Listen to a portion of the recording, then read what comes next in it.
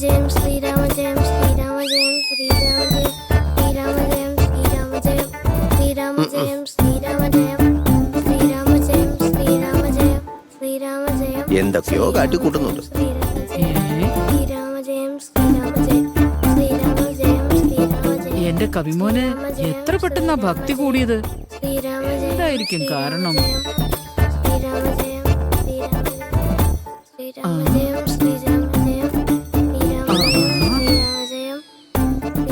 എന്താ ഇത് പുതിയ ഹനുമാന്റെ വിഗ്രഹം? അമ്മേ, സാറെന്തോ പൂജ ചെയ്യാൻ വേണ്ടി ആഞ്ജനേയന്റെ പ്രതിമ വേണമെന്നാ പറഞ്ഞേ. അതാ കൊണ്ടുവന്ന് കൊടുത്തപ്പോ തന്നെ പൂജയും തുടങ്ങി. എന്തിനാടാ പൂജ? ഇന്ന് സാറിന്റെ എക്സാം റിസൾട്ട് വരുന്ന ദിവസാ. അതുകൊണ്ട് ഈ ആഞ്ജനേയന്റെ ദേഹത്തുള്ള കഷ്ടങ്ങളും നഷ്ടങ്ങളും എല്ലാം എടുത്ത് ആ ആഞ്ജനേയന്റെ മേൽ ചാർത്തി കൊടുക്കുക.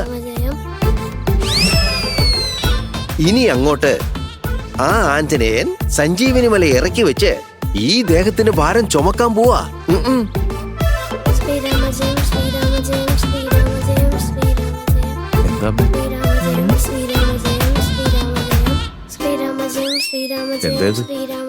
ഇവൻ ചെവിയില് പൂവൊക്കെ വെച്ച് രാവിലെ തന്നെ ഭയങ്കര പ്രാർത്ഥനയിലാണല്ലോ.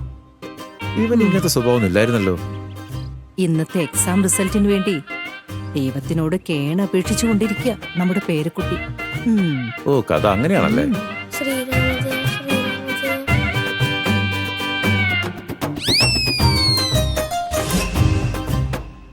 ആഞ്ജനേയ രക്ഷിക്കണേ. ആഞ്ജനേയ, സൂര്യ TV കാണിച്ച ഹനുമാന്റെ ഒരെപ്പിസോഡ് പോലും വിടാതെ കണ്ടവന്. അത്രയ്ക്കും ദൈവത്തിന്റെ അടുത്ത് എനിക്ക് ഭക്തിയുണ്ട്. അതുകൊണ്ട് ഇന്ന് എക്സാമിന്റെ റിസൾട്ട് വരുവാണ്. ഞാൻ എങ്ങനെയെങ്കിലും ഒന്ന് ക്ലാസ്സിലെ ഫസ്റ്റ് മാർക്ക് വാങ്ങുവാണെങ്കിൽ എന്റെ അച്ഛമ്മ തരാൻ പോകുന്ന സർപ്രൈസ് ഗിഫ്റ്റ് എനിക്ക് കിട്ടുന്ന പോലെ അങ്ങ് ചെയ്തേക്ക്. എനിക്കത് മാത്രം മതി. അതിന് പരീക്ഷയിൽ നല്ല പോലെ എഴുതണം.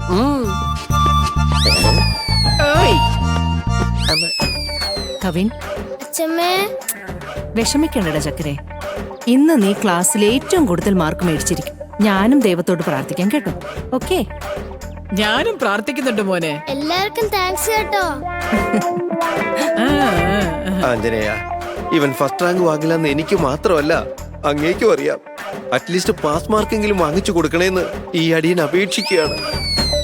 കവിൻ, നീ എന്താ ഇവിടെ ചെയ്യുന്നേ? സ്കൂളിന് സമയമായി. നീ ഇവിടെ വേഷം കെട്ടി നിൽക്കാ. ഒന്ന് വേഗം റെഡിയാവ്.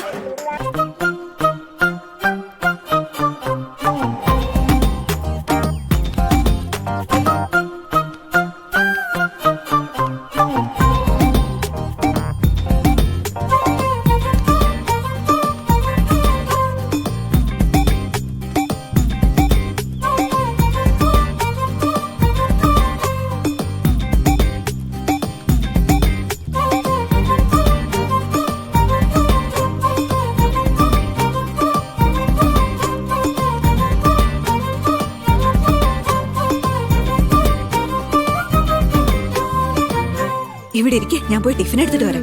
പ്രീതി, വിക്രം എവിടെ? ലണ്ടനിലെ ക്ലയൻസുമായിട്ടുള്ള മീറ്റിംഗ് ഇപ്പൊ കഴിഞ്ഞതേ ഉള്ളൂ. എന്നിട്ട് ഇപ്പൊ കുളിക്കാൻ കയറിയേക്ക. അതുകൊണ്ടാ ഞാൻ വന്ന് കവിനെ റെഡിയാക്കിയത്.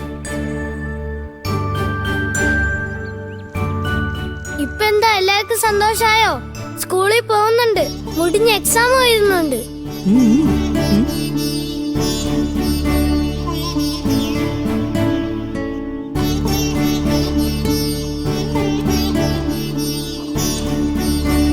കവിൻ, പെട്ടെന്ന് കഴിച്ചിട്ട് വേഗം സ്കൂളിലേക്ക് പോണം കേട്ടല്ലോ. ആ ശരി ശരി.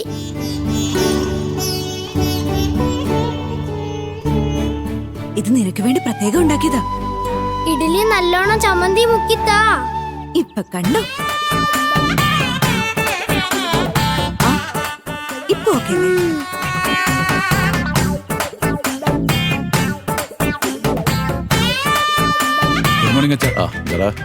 വിക്രം, കവിൻ റെഡിയായി. നീയും വേഗം ടിഫിൻ കഴിച്ച് റെഡിയാവുകയാണെങ്കിൽ നമുക്ക് കവിനെ സ്കൂളിലാക്കിയിട്ട് മറ്റു കാര്യങ്ങളൊക്കെ നോക്കായിരുന്നു. അയ്യോ, എനിക്ക് ടിഫിൻ വേണ്ട. അവിടെ ഇരിക്കെ, ഒന്നും കഴിക്കാതെ പോണ്ട. ഞാൻ ജ്യൂസ് എടുത്തിട്ട് വരാം. എന്തിനാ?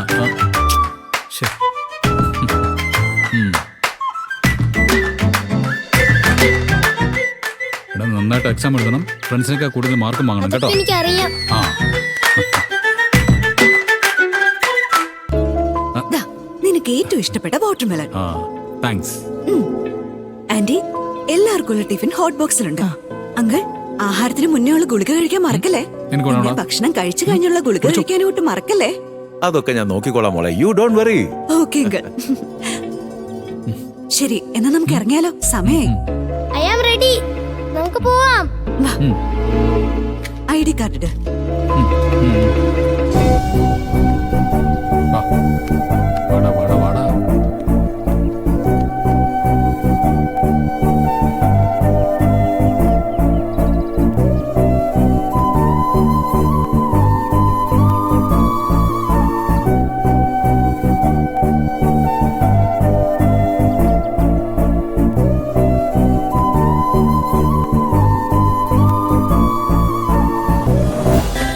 മൂന്ന് പേരും കൂടി ഒന്ന് ചേർന്നിരിക്കുക. അങ്ങനെ ഒന്നിച്ചാ എന്തോ നടക്കാൻ പോവാന്നർത്ഥം.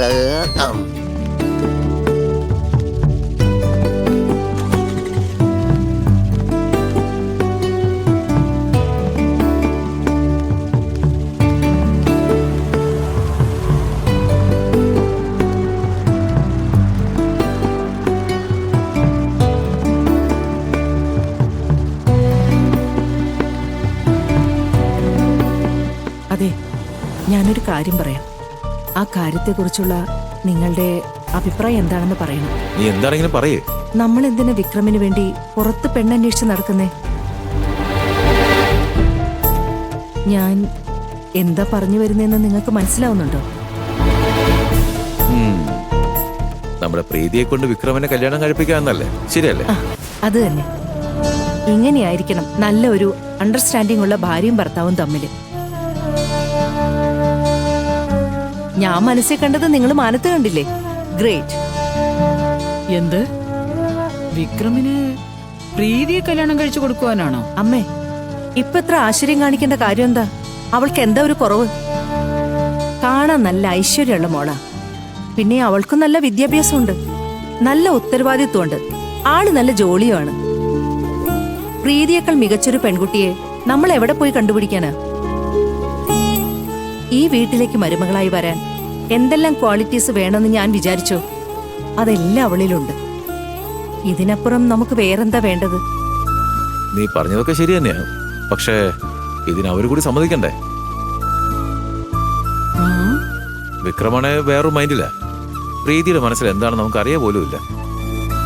പെട്ടെന്ന് അവരുടെ അടുത്ത് പോയി നിങ്ങൾക്ക് രണ്ടുപേരും കല്യാണം കഴിച്ചുകൂടെ എന്ന് ചോദിച്ചാൽ അത് ചിലപ്പോ തിരിച്ചടിച്ചു കളയോന്നൊരു സംശയം. അവരെ രണ്ടുപേരെയും സമ്മതിപ്പിക്കേണ്ടത് എന്റെ ഉത്തരവാദിത്വം.